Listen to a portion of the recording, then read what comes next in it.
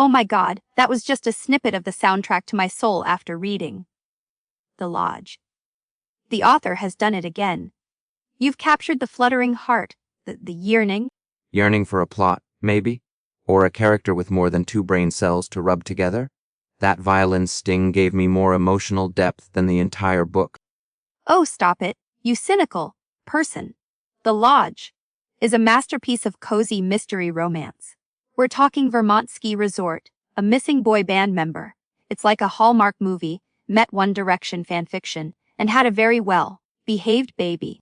Well, behaved is one word for it, bland is another. So predictable I could have written the ending after the first chapter while simultaneously filing my taxes and performing open heart surgery is a few more. But the vibes. Our intrepid entertainment journalist, forced to take a vacation. And the other character, the dreamy ski instructor with a man bun, that somehow works. It's electric. Electric like a faulty toaster, sparks occasionally, mostly just leaves you with a vague sense of disappointment and the smell of burnt toast, and that man bun.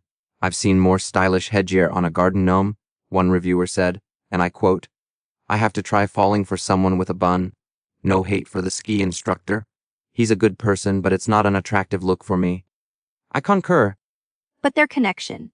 The shared hot chocolates, the ice skating dates, the tension. It's also clean. Clean. As in, devoid of anything remotely resembling actual human passion.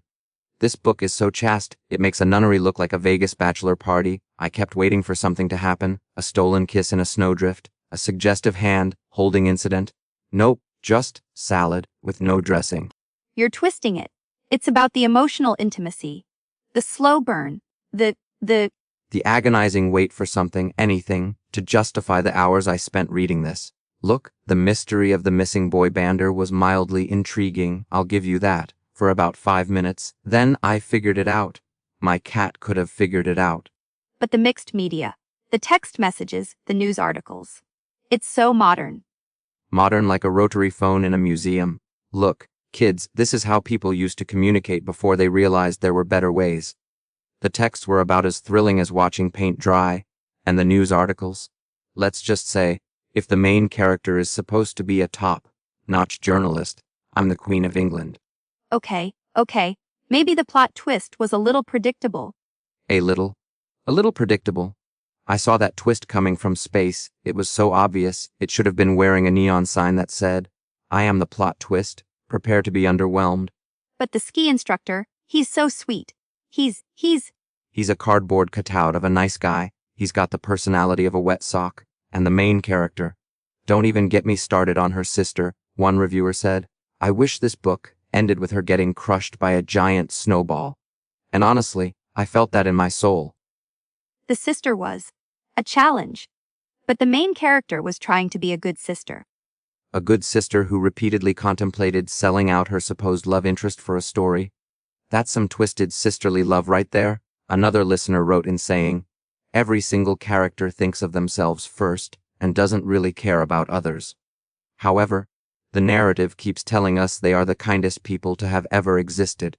It just makes them out to be massive hypocrites as well.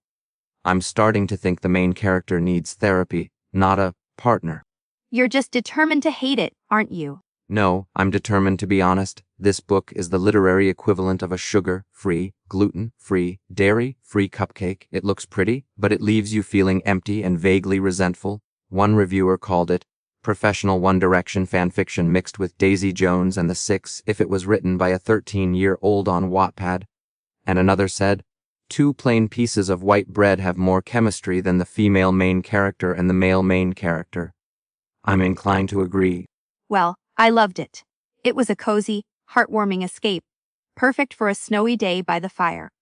Perfect for lining the bottom of a birdcage, maybe, or starting that fire. You're impossible. Okay, listeners, we want to hear from you.